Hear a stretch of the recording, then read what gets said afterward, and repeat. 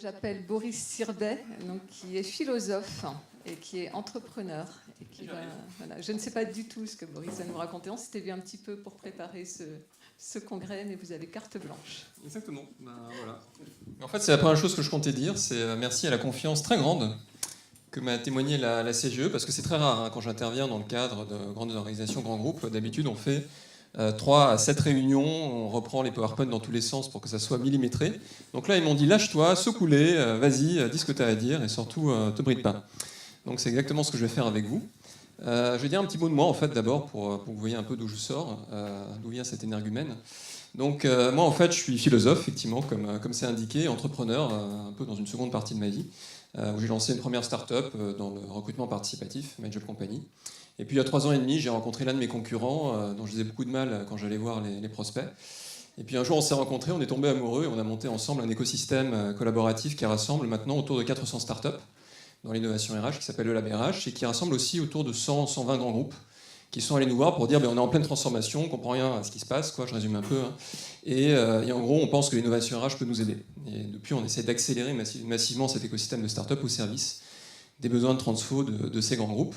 Et puis, plus récemment aussi, j'ai impulsé la création de France Apprenante, qui est un réseau, disons, d'acteurs qui ont su innover dans la formation continue, dans l'informatique, comme par exemple Webforce, Simplon, Carando, parfois Initial aussi, hein, donc il y a un peu les deux, Open Classroom, et d'autres en fait qui se réunissent aujourd'hui pour partager des pratiques et aider aussi à la réforme de la formation continue. Donc en fait voilà, ça c'est un peu mon parcours. Et on m'a demandé aujourd'hui en fait de vous parler des transformations sociétales telles que finalement on les perçoit depuis nos écosystèmes. Quel regard nous on porte, nous qui portons cette innovation digitale en grande partie, sur ce qui est en train de se passer dans la société. Et en fait, avant de me lancer, j'aime bien faire des petits exercices avant ce type d'intervention. J'aimerais bien vous poser une question, en fait. Vous amener à vous replacer un peu en arrière. À l'époque où vous étiez jeune, étudiant, encore capable de plein de folies peut-être, et c'est une petite question que j'ai envie de vous poser en disant, mais en fait, à cette époque, qui d'entre vous avait un certain sentiment de décalage avec le monde ? Ce que j'entends par décalage avec le monde, c'est que, vous savez, les anciennes générations nous rassurent en disant « Vous inquiétez pas, tout est sous contrôle, on pilote très bien ce qui est en train de se passer, vous avez qu'à reproduire ce qu'on est en train de faire, et ça ira très bien. » Et puis de temps en temps, en fait, quand on est jeune, on sent que ça tourne pas rond, quoi. Ouais, on se dit « Ils nous disent ça, mais est-ce que vraiment c'est ça ?» Donc, quand vous étiez jeune, qui avait ce sentiment de décalage ? Je dis pas forcément être rebelle, mais vraiment un moment de dire « En fait, le monde tourne pas très rond, quoi. » Levez la main. Allez, franchement, dites-le. Ouais, c'est les tripes, là. Il faut exprimer ce que vous sentiez. Merci. Ok, maintenant je vais reposer la question, vous vous replacez dans la situation où vous êtes maintenant, vous avez trouvé une place dans le monde. Qui sont encore ça maintenant ? Ah, il y en a plus, mais ça c'est très intéressant. Ça c'est tout à fait passionnant. Alors je ne vais pas commenter ça, mais je vais simplement vous mettre un peu en tension là-dessus. Donc vous restez avec ce qui s'est passé là, c'est-à-dire il y a plus de gens même qui disent mais je ne comprends plus rien, enfin voilà, qu'à l'époque de vos études. Et maintenant on va rentrer un peu plus sur le sujet. Donc c'est un sujet qui est passionnant et qui est très complexe, très complexe. Moi, j'essaie de me tenir un peu au jus, donc je lis les livres des prospectivistes. Vous avez peut-être lu le bouquin de Yuval Harari, de Jean Stone, Alain Dupuis et d'autres en fait sur la question. Et donc, comme c'est très complexe, il faudrait parler de toutes les dimensions de la transformation. Mais je me sens pas tellement d'empiler en fait. Vous voyez cette analyse, je sens plutôt de prendre un fil et de le dérouler. C'est plutôt comme ça que j'avais envie de l'aborder aujourd'hui avec vous. Et le fil en fait que j'ai envie de dérouler avec vous, c'est l'émergence du réseau. Finalement, en quoi l'apparition du réseau, je parle d'Internet, mais surtout du modèle décentralisé qui est derrière Internet, a transformé profondément la société et toutes les conséquences que c'est en train de dérouler, en fait. Et quelles conséquences ça va avoir sur ce que va être peut-être l'école demain. Et en fait, cette question du réseau, déjà c'est intéressant de voir en fait quelle était l'intention initiale, parce que quand Internet est apparu, vous savez sans doute que c'est un projet en fait de l'armée américaine, ARPANET, qui avait en fait pour objectif de créer un réseau qui serait capable de survivre en cas d'attaque nucléaire, en cas de guerre totale. Comment on fait pour que la civilisation ne retourne pas à l'âge de pierre en l'espace de 5 minutes, si jamais ça se produit. Et finalement, la vision était de dire, mais la seule manière de faire ça, c'est de miser sur un modèle distribué, sur un modèle décentralisé. Et ça, c'est extrêmement intéressant parce que la visée initiale était celle-là, mais un peu comme un virus qu'on a lâché en fait dans un écosystème, ça a commencé à se propager, Internet, un peu comme une mousse qui s'est répandue dans toutes les directions. Et petit à petit, ça a commencé à transformer un tas de choses. Parce qu'en fait, ce qui se passe dans un réseau décentralisé, c'est qu'il y a plusieurs propriétés. Par exemple, il y a le fait que n'importe quel point peut produire de l'information et pas seulement en consommer. Je peux recevoir de l'information, je peux également en envoyer. Je peux également me connecter à n'importe quel autre point du réseau de façon libre. Alors évidemment, la structure physique d'Internet, c'est centralisé, il y a des gros tuyaux, etc. Mais effectivement, sur la partie virtuelle, on est capable de faire ça. Et ça, c'est extrêmement intéressant parce qu'au moment où, si vous voulez, ce modèle a commencé à se répandre dans la société, ça a complètement bouleversé, à plus long terme, hein, mais ça a bouleversé les rapports de pouvoir. Pourquoi ? Parce qu'il y a un lien très profond entre l'information et le pouvoir.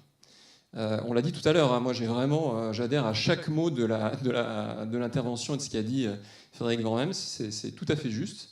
Et vraiment, en fait, cette question-là est tout à fait centrale parce que, au fond, pendant pratiquement toute la seconde révolution industrielle, la première révolution industrielle, ce qui a émergé, c'était le modèle de la corporation, qui est un modèle typiquement pyramidal. Et en fait, ça répond à une question mathématique, hein, pour ceux d'entre vous qui sont des scientifiques, je sais qu'il y en a beaucoup. C'est comment, dans un ensemble de points, en fait, on arrive à connecter les points avec le moins de liens possible. Et ça s'appelle en fait en mathématiques une arborescence linéaire. Et en fait, toute l'organisation de la révolution industrielle, la corporation, est construite en arborescence linéaire. Et la société, de façon générale, est construite en arborescence linéaire. Pendant toute l'ère moderne, en fait, ça a été vraiment le paradigme dominant. Et en fait, ce qui s'est passé avec Internet, c'est qu'on est exactement sur l'inverse. Parce que Internet, ça répond à la même problématique mathématique, mais en disant, en fait, comment est-ce qu'on peut, dans un ensemble de points, créer le maximum de liens possibles entre eux. Et ça, c'est le réseau, en fait. Voilà, c'est l'approche connectiviste.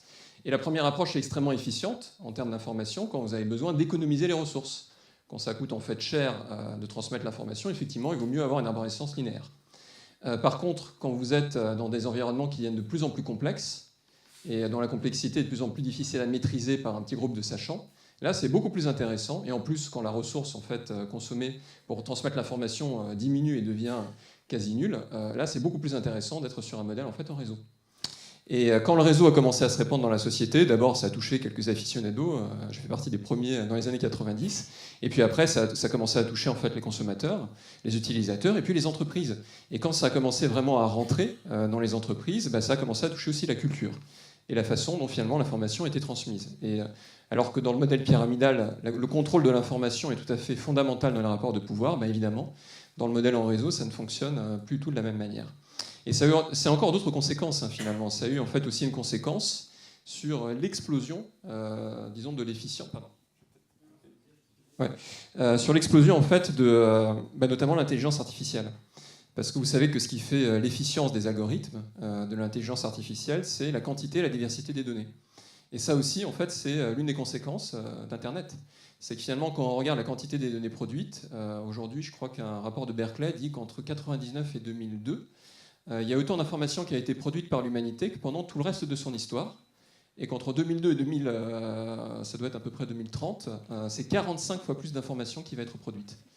Et c'est ce qui explique qu'aujourd'hui, il y a littéralement une explosion en fait, des efficiences, des algorithmes, évidemment du digital, de la robotisation aussi, parce que ça se combine avec d'autres percées technologiques.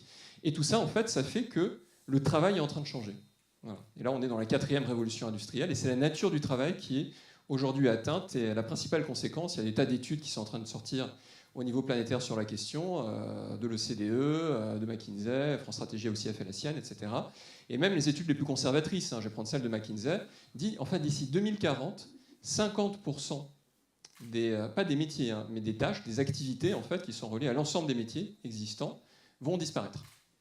Ça va être automatisé, tout simplement parce que les effets de concurrence, de compétitivité, font que les entreprises vont automatiser tout ce qui peut l'être dans le travail. Et là, c'est très intéressant aussi parce qu'il y a une traduction en termes de modèle de compétences. On l'a abordé tout à l'heure. Et voilà, Frédéric Van Hems a dit clairement, oui, on cherche encore des compétences nouvelles dans les entreprises. Et l'OCDE, en fait, on fait une analyse en disant, mais au fond, on était pendant toute la seconde révolution industrielle sur un modèle qui était très basé sur les compétences techniques. Et on va de plus en plus basculer sur un modèle qui va être basé sur les compétences comportementales et sur la capacité à apprendre. Et même un peu plus précisément, il parle pas seulement des compétences comportementales, mais cognitives. Et ce que dit l'OCDE là-dessus, c'est qu'il y a essentiellement 4 compétences cognitives. Donc une compétence cognitive, c'est ce qui permet par définition de construire la connaissance. Et donc il y a l'esprit critique, c'est-à-dire la capacité en fait, à analyser, décomposer les éléments d'une situation, d'une problématique, et ensuite synthétiser. Et ça, c'est fondamental parce que dans un univers où en fait, l'accès à l'information est quasiment immédiat, ça a de moins en moins de sens d'apprendre des choses par cœur. On va toujours le faire, ça sera nécessaire, mais ça sera de moins en moins pertinent. Par contre, être capable d'utiliser les outils de recherche d'information, de comparer les sources d'information, de vérifier leur véracité et d'opérer des synthèses pertinentes, ça devient essentiel.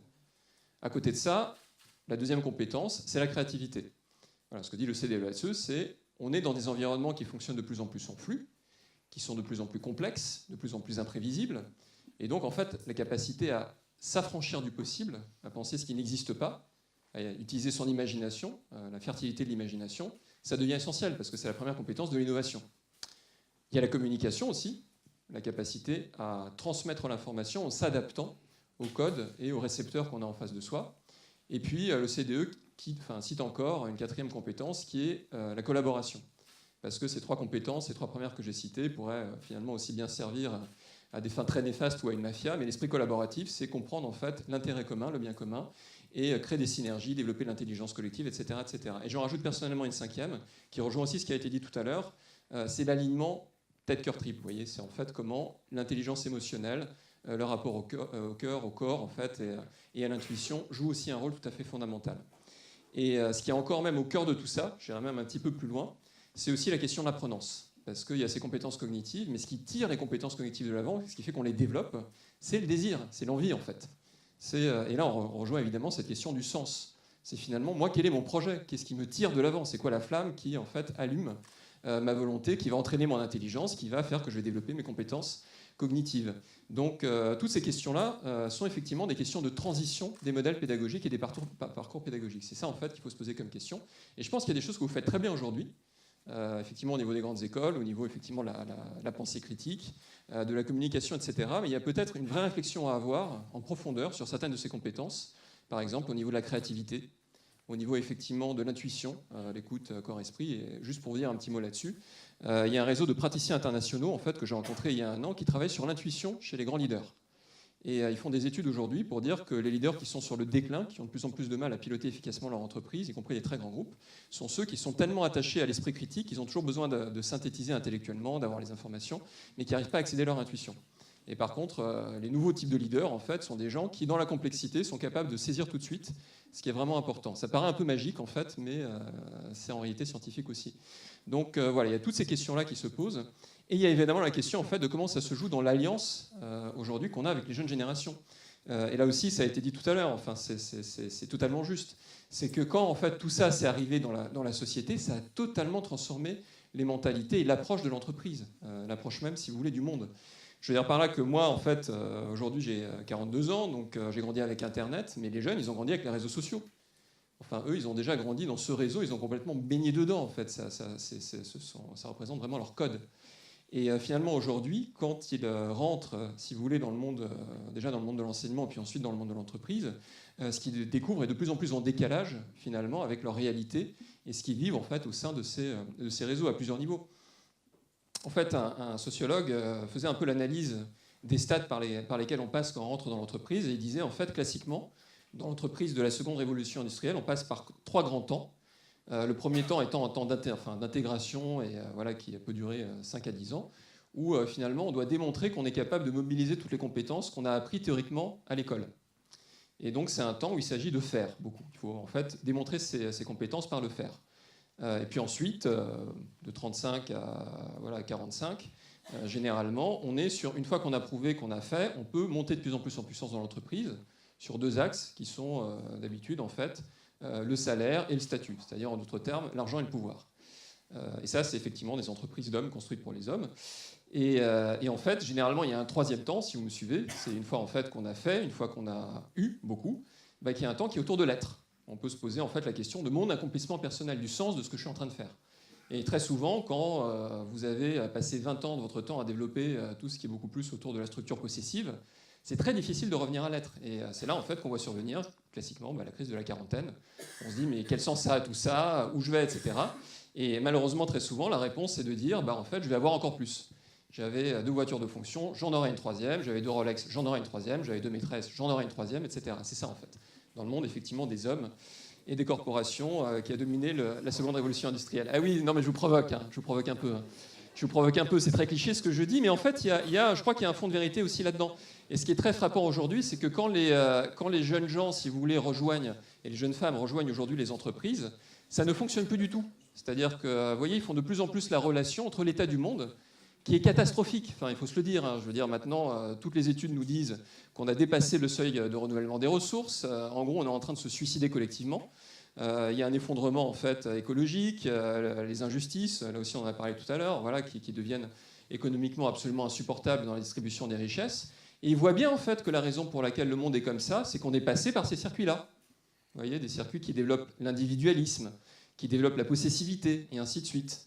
Et en fait, ces jeunes, ils entendent notre message qui est de dire bah, vous allez faire comme nous, c'est-à-dire que vous allez passer 10 ans à faire, et puis à avoir, etc. Et puis quand vous aurez 40 à 50 ans, là, vous pourrez à votre tour, parce que vous serez au manivelle et qu'on acceptera de lâcher un petit peu, éventuellement prendre des décisions. Voilà. Et donc par rapport à ça, évidemment, ils nous regardent et ils nous disent mais vous êtes complètement fous en fait. C'est-à-dire vous voulez nous forcer à rentrer dans une espèce de grande machine qui est un carcan, qui est une sorte de prison pour le cœur, pour l'âme. Non, on n'a pas envie de rentrer là-dedans, ça ne nous intéresse pas. Et là, c'est très juste ce qui a été dit. Ce qu'ils cherchent, ça n'est pas l'avoir, c'est l'être, en fait, en réaction. Ils cherchent du sens, évidemment. Vous voyez, parce qu'ils se disent, là, ils essayent de nous transmettre finalement la façon dont ils ont fait, mais ça ne fonctionne pas, parce qu'il n'y a qu'à voir l'état du monde. Enfin, il y a une relation de cause à effet, quoi. Donc il faut chercher autre chose. Et évidemment, ça, c'est très difficile pour les entreprises. C'est une pression qui est très saine, parce que ça les force, si vous voulez, à se remettre en question, à évoluer. Et en même temps, c'est très, très difficile, parce qu'il y a un contrat qui n'arrive plus à fonctionner. Parce que les managers qui ont passé 20 ans à faire tout ça se disent, mais moi, j'ai enduré tout ce temps-là, pourquoi il faudrait en fait que ces jeunes maintenant me disent moi je veux tout de suite, etc.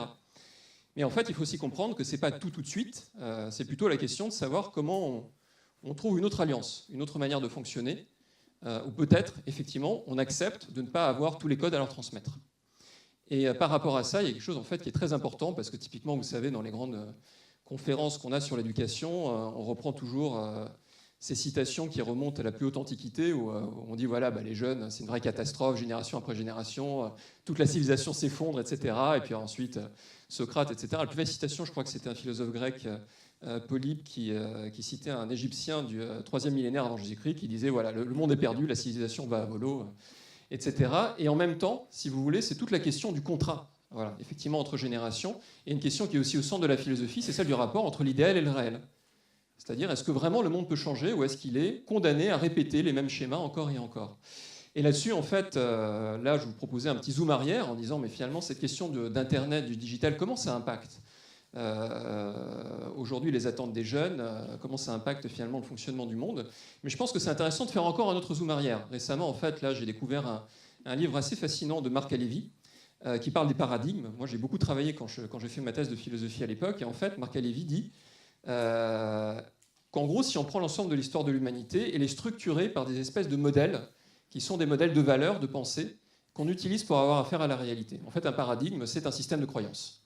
Par exemple, on estime que Dieu existe ou n'existe pas, qu'il y a une vie après la mort ou qu'il n'y a pas de vie après la mort, etc. Tout ça, c'est structurant pour un paradigme. Mais de la même manière, par exemple, la causalité, estimer que A entraîne B, en fait, ça aussi, c'est une croyance. On pense que c'est scientifique, mais en fait, c'est une croyance. Et tout ce paradigme, en fait, ça structure une civilisation. Ça permet en fait à une société de fonctionner avec une espèce de grille de lecture. Et les paradigmes, en fait, c'est des sortes de cycles, un peu comme des organismes vivants, où il y a une naissance, une croissance et une mort. Et lui, il distingue, en fait, il dit, mais vous avez dans l'histoire de l'humanité 5 grands cycles par lesquels on est déjà passé.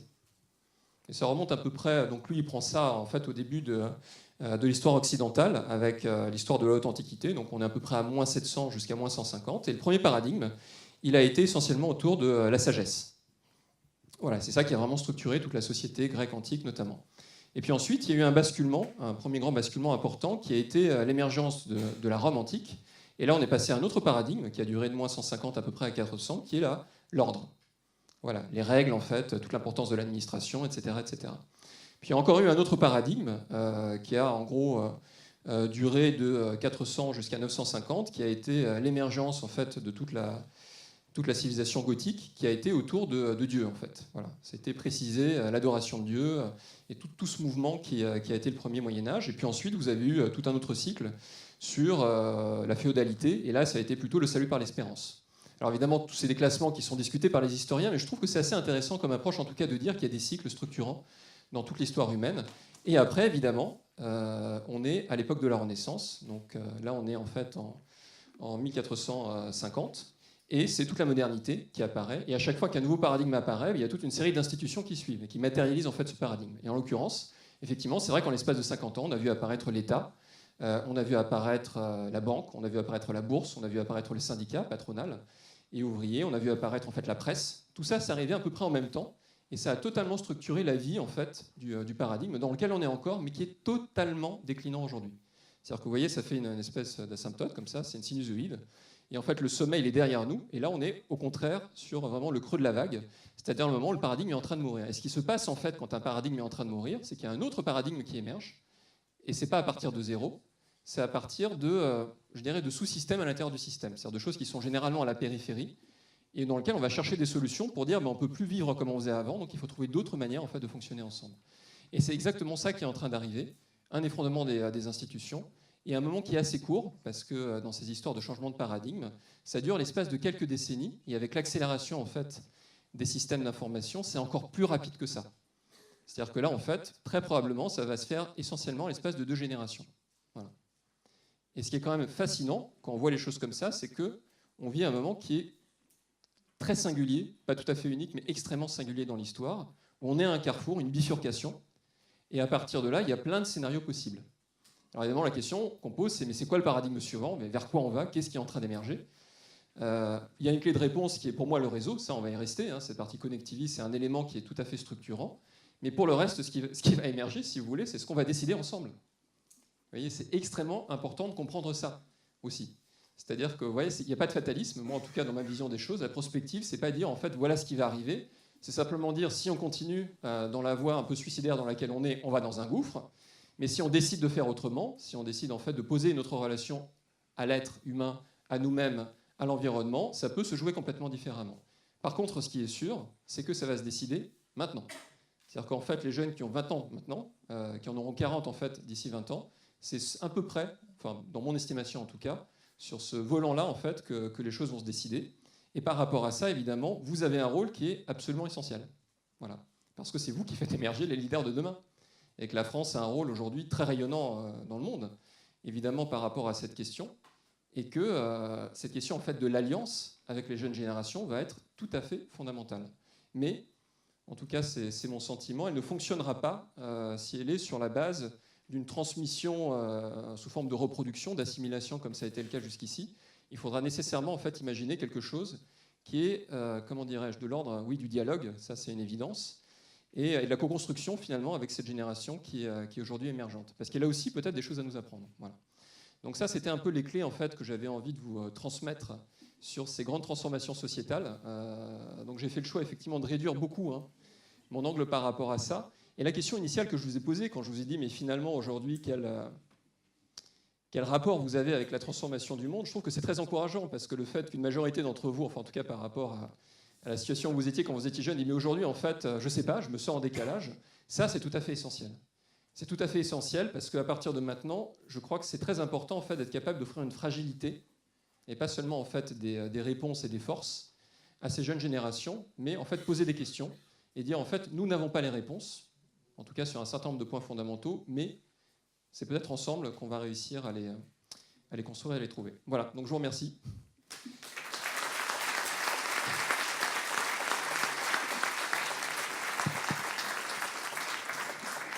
Merci. Merci beaucoup, Boris. Donc, c'était vraiment, je pense que vous avez noté l'impressionnante convergence dans les 3 interventions, entre celle du ministre, celle de Frédéric Van Heems et celle de Boris, qui nous donne vraiment des clés avec notamment la place de l'humain. Je ne vais pas reprendre tout, mais on fera une synthèse en fin de congrès, mais la place de l'humain et puis ce besoin et cette urgence finalement à fonctionner d'une autre façon, fonctionner ensemble d'une autre façon face aux transitions, aux grandes modifications du contexte, le numérique, les risques et les opportunités liées à la technologie, au numérique. On a retrouvé beaucoup de choses qui se répondaient dans vos interventions. Avant que Frédéric Van Heems s'en aille, je voulais savoir s'il avait une réaction par rapport à l'intervention de Boris. Non ? C'était 2 approches différentes, mais avec des résonances intéressantes. Alors, je vais passer la parole à la salle. On va prendre un petit peu plus de temps, on va un petit peu modifier, retarder la pause café, mais je crois qu'il faut se laisser le temps de quelques questions-réponses. Puisque Florence Dufour-Rebilly, puisque vous nous avez donné officiellement le droit à l'intuition et qu'on doit démontrer qu'on n'est pas totalement racorni, donc vous nous donnez une feuille de route assez magnifique, puisque c'est que tous les 450 ans qu'on a le droit de dire ce qu'on pense. Donc on a de la chance. Donc on a bien compris réseau. Moi je voulais savoir si, puisqu'on a le droit de dire féodalité et espérance, est-ce qu'on a le droit de dire réseau et partage pour ce qui est en train de s'ouvrir? Alors, non seulement on a le droit de le faire, mais je pense que ça doit être au cœur de la réflexion, finalement. Parce que quand on parle de ça, finalement, on pose aussi la question de qu'est-ce que ça serait une éducation véritablement en réseau. Vous voyez, ça commence déjà à émerger. C'est assez fascinant parce que je vous parlais tout à l'heure en fait, de cette initiative de France Apprenante. Moi, j'explore beaucoup en ce moment. Je suis passionné, vous voyez, parce que je fais un saut d'une école à l'autre pour voir, mais en fait, comment on enseigne. Et par exemple, c'est tout à fait intéressant. Je pense en fait à, je ne sais pas si vous connaissez Michel Resnick, qui est un théoricien de la pédagogie, qui est canadien. Il dit en fait, l'enseignement de demain, ça sera les 4 P. Il dit en fait, voilà, les 4 P, c'est quoi? C'est les pairs. D'abord, la première chose, c'est qu'il n'y a rien de meilleur pour développer et allumer la confiance en soi que de pouvoir très rapidement transmettre ce qu'on a appris. Donc ça, c'est déjà une clé qui est très importante, ce qu'on fait assez peu aujourd'hui, c'est très descendant. Donc en fait, c'est horizontalisé, si vous voulez, c'est dire en fait, voilà, dès que j'apprends quelque chose, je transmets, ça augmente ma confiance en moi, et en fait, on fait circuler effectivement en mode pédagogie inversée l'information. C'est le projet, c'est dire en fait, quand on apprend, il faut faire. Et ça, c'est tout à fait clé, parce que je vous disais tout à l'heure, en fait, les fameuses compétences du 21e siècle, c'est très intéressant de voir que ça ne s'apprend pas théoriquement. Je veux dire, en fait, comment vous développez la créativité théoriquement, l'esprit collaboratif, ça ne s'apprend qu'à travers l'expérience. Donc la seule manière, c'est faire. Là, pour le coup, c'est vraiment appliquer ensemble et faire des va-et-vient très rapides entre la théorie et la pratique. Voilà. La troisième clé qu'il donne, il dit en fait, c'est la passion. Alors, c'est allumer le feu. Donc ça, c'est aussi évidemment au cœur de tout. Et puis la dernière, c'est le jeu. C'est utiliser finalement les principes de progression par le jeu, où en fait, on met en tension ce qu'on appelle la ligne magique dans le jeu, c'est mettre en tension le défi et la compétence développée. Dès que je réussis à développer une compétence, en fait, j'ai un défi un petit peu plus difficile. Et c'est dans les logiques, et ça, j'ai oublié d'en parler, mais je vous remercie en fait pour la question. C'est aussi central pour moi, je pense, de réinjecter dans les parcours pédagogiques la notion d'initiation. C'est aussi un truc qui est très important, parce qu'il faut quand même se rappeler que pendant 2 millions d'années, quand on a fonctionné en chasseur-cueilleur, il n'y avait pas de formation, mais il y a quelque chose d'autre en fait, qui remplaçait la formation, qui s'appelait l'initiation, où on mettait les individus dans des situations de crise, parfois proches de la mort, en fait, pour qu'ils révèlent vraiment leur potentiel. Donc tout l'objectif, finalement, c'est faire ça de façon maîtrisée, sans forcément, si vous voulez, balancer comme ça d'une falaise en disant « vas-y, démerde-toi ». Mais je pense qu'il y a vraiment des clés très intéressantes, et dans les nouveaux parcours pédagogiques que je vois un peu émerger, il y a cette notion aussi de comment est-ce que vous amenez un petit peu les individus au bord de leur propre monde, en tout cas sortir de leur zone de confort pour qu'ils révèlent leur plein potentiel. Et pas attendre que ça soit la vie qui, si vous voulez, leur mette un grand coup sur la tête pour qu'ils se réveillent et disent « mais en fait, j'ai en moi des choses dont j'étais absolument pas conscient ». Bonjour, Thierry de Mazancourt, IMT Minales. Merci beaucoup pour votre intervention. Je partage beaucoup de ce que vous avez dit, même tout, mais il y a quand même quelque chose qui m'a fait poser question, et du coup je vous la pose parce que je ne sais pas bien comment répondre. Dans le cycle de paradigme que vous décrivez, je trouve quand même une dimension fortement Occident. Complètement. Et donc la question que je me pose, c'est le constat qu'on peut faire aujourd'hui, que vous faites et que je partage, hein, est-ce qu'il est fait par les Chinois? Est-ce qu'il est fait par les Sud-Américains peut-être, puisqu'on a tué tous les autres? Est-ce qu'il est partagé en Afrique? Et ça, c'est une vraie dimension, parce que le réseau que vous avez souligné dans tout votre exposé, il mondialise maintenant les connexions et donc les problèmes. Mais est-ce que les prises de conscience, elles se font au même rythme? Et donc, finalement, est-ce que le mouvement, il va être mondial? Merci de cette question, parce qu'elle est très importante, je pense, aujourd'hui. Elle est très importante parce qu'elle pose aussi la question de la reconnexion à son identité, je crois, et à ses racines. Là, ce que disent les Chinois, en fait, ils disent, mais en fait, le communisme, ça n'est qu'un passage. C'est vraiment quelque chose de très superficiel, parce que nous, on est engagés dans nos propres cycles et dans notre propre rapport à nos origines. Et finalement, tout ça, ça passera. Par contre, toutes les racines confucianistes de la Chine, ça, par contre, ça remonte de plus en plus. Là, il faut une espèce de grand plan mondial par rapport à leur expansion, qui est extrêmement bien construit. Et je pense aujourd'hui qu'on a cette question aussi, nous, à se poser, mais c'est quoi notre identité, véritablement? Parce que l'Europe, aujourd'hui, est une identité, je veux dire, un ADN qui est très technique. Mais c'est quoi, véritablement, en fait, le sens, l'identité profonde, par exemple, de l'Europe, de l'Afrique, et ainsi de suite? Moi, je vais très bien dans le monde des startups. Enfin, je veux dire, aujourd'hui, on reproduit le modèle de la Silicon Valley, qu'on a importé en France, en Europe, qu'on essaie de reproduire à l'identique, et ça ne marche pas. Et ce qui est incroyable, c'est que ça fait 10 ans que ça ne marche pas, et puis on essaye, on se colle la tête contre le mur, on essaie de faire la même chose. Alors qu'en fait, on a des ressources, des manières de faire qui nous correspondraient, qui seraient effectivement de fonctionner peut-être beaucoup plus en écosystème collaboratif, comme on essaie de le faire nous, dans nos différentes initiatives. Et ça, c'est totalement négligé. Vous voyez, toutes ces ressources spirituelles, culturelles, sociales. Voilà, donc comment on fait effectivement pour retrouver notre ADN dans la mondialisation? Et je pense qu'il faut descendre en dessous du niveau de l'État-nation et vraiment revenir sur ce qu'on a à l'échelle de nos territoires, à l'échelle de toute notre histoire, littéraire, philosophique, etc. Juste pour compléter, nous avons des salariés dans plus de 40 pays, aux 4 coins du monde. Moi, j'ai beaucoup travaillé dans plein de pays. Je pense que les attentes sont quand même les mêmes un peu partout. Alors, à des degrés divers, avec des tas de spécificités particulières. Évidemment, la Chine ou l'Inde sont plutôt en période de boom. Donc, évidemment, il n'y a pas le déclassement qu'il peut y avoir chez nous. Mais cette quête de sens, moi, je l'ai sentie partout. Et pour rebondir sur la question de Madame tout à l'heure, moi, je pense que le mot de partage va être un mot de plus en plus important dans nos organisations, dans nos modes de faire. C'est lié au réseau, tout ce que vous avez développé tout à l'heure. Et en vous entendant, en réfléchissant à ce que je vous disais tout à l'heure, un petit cri du cœur, c'est que on forme très bien nos jeunes à de plus en plus de compétences techniques. Alors que, comme vous l'avez très bien dit, on sent tous que de plus en plus, c'est l'humain, le relationnel, le cognitif qui va être important. Beaucoup de jeunes de grandes écoles, en ce moment, je le vois par ma fille, ses copains, ils veulent rentrer dans les cabinets de conseil.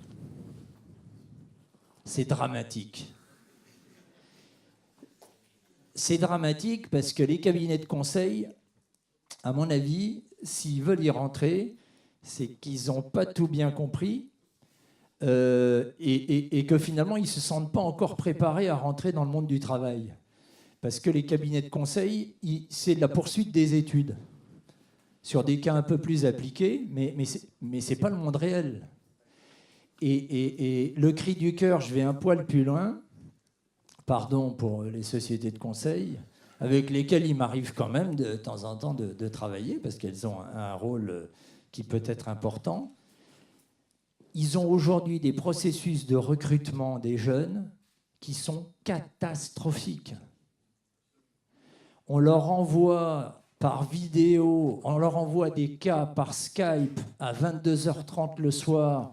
Ils doivent renvoyer une vidéo le matin avant 6h15, sinon ils ne sont pas éliminés. Ils ont 6 ou 7 tours avec des cas de plus en plus... L'image que cela donne du monde de l'entreprise, du monde dans lequel ils vont rentrer, est épouvantable. Vous devriez, vous qui formez tous ces jeunes, aller faire des piquets de grève devant les cabinets de conseil pour leur dire que ces méthodes de recrutement sont tout juste inacceptables.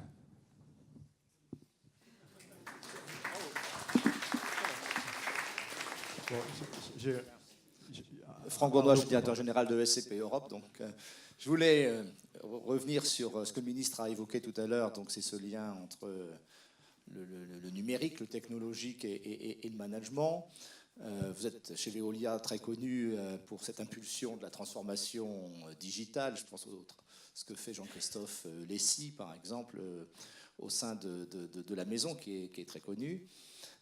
comment vous voyez à l'horizon de 10 ans ce que nos écoles pourraient apporter aux jeunes générations de managers, précisément pour faire en sorte qu'ils facilitent cette transformation digitale, qui n'est pas que dans les mains, en effet, des technologues et de tous les experts des écosystèmes, laboratoires et autres.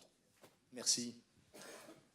Alors Jean-Christophe Lessy, qui est le directeur de l'informatique du groupe et qui est un ami, et qui est en train d'impulser cette transformation digitale avec beaucoup de talent chez Veolia, il n'est pas ingénieur.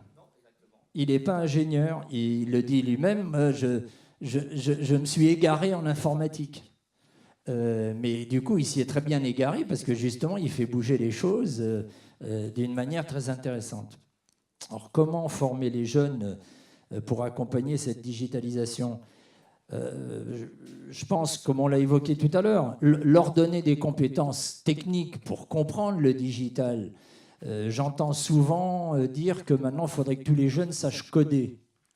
Je ne sais pas, sans doute qu'il faut que pas mal de jeunes sachent coder. Peut-être pas tous, mais enfin, à nouveau, il faut évidemment les accompagner dans la maîtrise des compétences techniques pour qu'ils puissent appréhender cette digitalisation.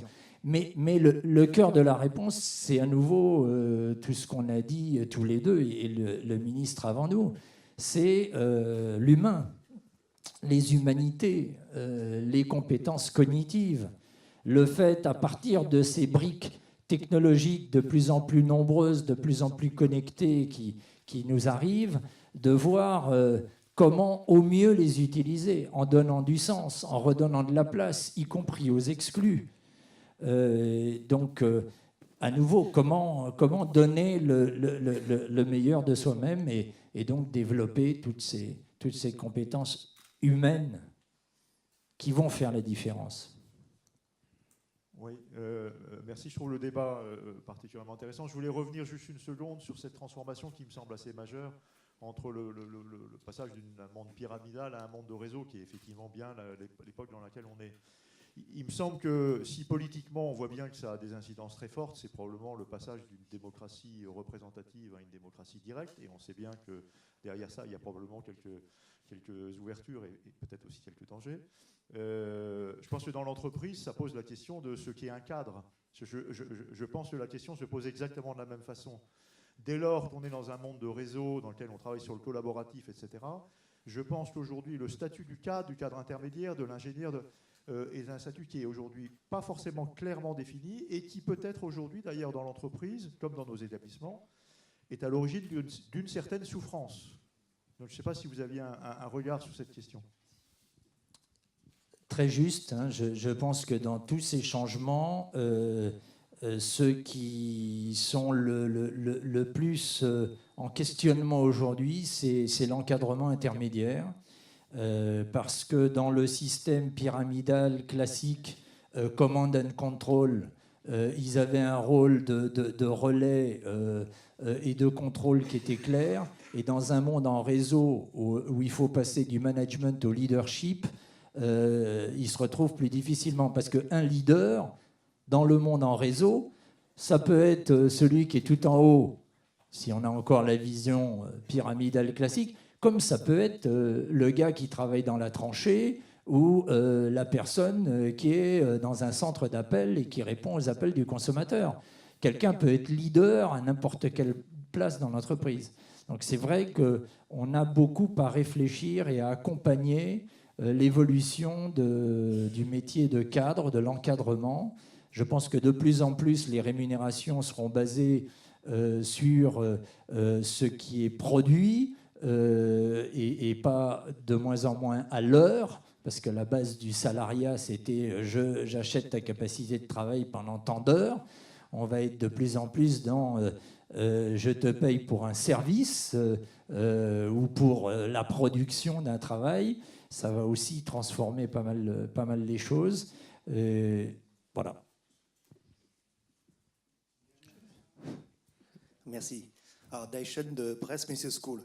Merci pour les présentations. Je voudrais juste me poser une question par rapport à ce que vous avez dit tout à l'heure sur les outils multimédia pour les jeunes. notre rôle éducatif vis-à-vis des jeunes. Est-ce que notre rôle est de leur demander de s'adapter au mode de management d'entreprise, comme on dit tout à l'heure par rapport aux réunions debout, qui est mode il y a 10 ans, ou au contraire, c'est plus l'entreprise qui doit s'adapter aux jeunes qui savent manipuler des outils, qui savent lancer une réunion distancielle par WeChat, par WhatsApp, à 3, 4, et les 3 personnes, 3 jeunes dans le monde entier. Je pense que c'est probablement un deuxième cas qui soit plus efficace. C'est mon interrogation personnelle. Il faut les deux. Je n'ai pas parlé de réunion debout, j'ai parlé de réunion sans table. C'est la nouvelle, mais c'est pour blaguer. Les deux, je pense que des réunions en utilisant toutes les capacités des nouvelles technologies sont indispensables, surtout quand on est en réseau aux 4 coins du monde avec les décalages horaires, etc.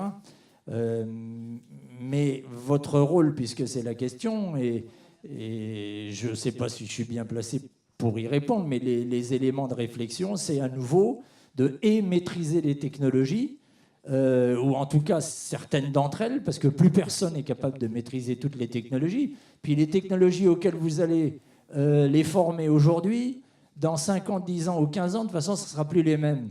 Donc il faut leur apprendre le goût et la capacité à maîtriser ces technologies, mais surtout la capacité d'être apprenant, d'être collaboratif, d'être ouvert, de redonner du sens, de mettre l'humain au cœur de tout ce qu'ils feront. Exactement. Je complète juste là-dessus parce que du moment en fait où vos jeunes vont avoir ces qualités-là, ils vont ramener en fait les outils, les méthodologies, ils vont être en veille permanente. C'est eux en fait qui vont capter tout ça pour vous. Et même ça peut aller peut-être à l'avenir sur le fait de co-construire les parcours pédagogiques avec eux, c'est-à-dire leur dire en fait, bah, c'est vous êtes maître, allez regarder ce qui se passe dans le monde et dites-nous quels experts vous voulez avoir, quel prof, quel machin. Vous voyez, c'est vraiment aussi horizontalisé à ce niveau-là, quoi. Bien, écoutez, je vais vous proposer d'applaudir une nouvelle fois nos 2 intervenants.